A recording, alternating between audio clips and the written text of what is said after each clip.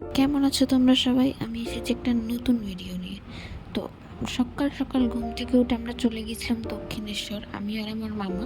আমার মামার জন্মদিন ছিল, যার জন্য মামা প্রত্যেক বছরই যায় জন্মদিনের দিন দক্ষিণেশ্বরে পুজো দিতে।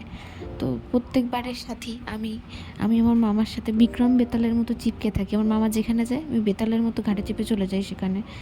কখনো জোর করে যায়, কখনো মামার সাথেই নিয়ে যায়, কারণ মামারও তো একটা সঙ্গীর প্রয়োজন। যাই হোক,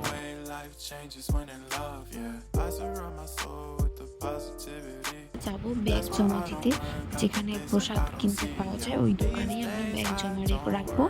মামা স্নান করবে, তো মামা ফার্স্টে গেল, ব্যাগ ট্যাগগুলো রেখে আসলো। তারপর আমরা দুজনেই গেলাম গঙ্গার ঘাটে, যেখানে সবাই স্নান করছিল মাকে পুজো দেবে বলে। মামাও স্নান করে নিল, কিন্তু মামার খুব ইচ্ছে ছিল জোয়ারের জল বাড়িতে নিয়ে যাবে।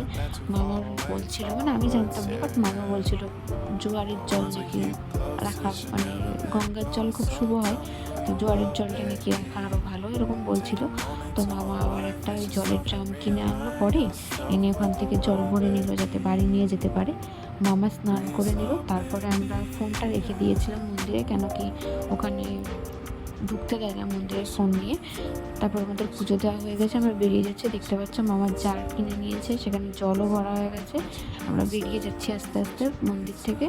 খুব তাড়াতাড়ি হয়ে গেছিলো, কেন কি আমরা সকাল সকাল গেছিলাম, তো 9:30টার মধ্যে আমাদের পুজো দেওয়া কমপ্লিট হয়ে গেছিলো। তো আমরা এবার বাড়ির দিকে যাচ্ছি। আর তোমাদের ভিডিওটা কেমন লাগলো জানাতে ভুলো না।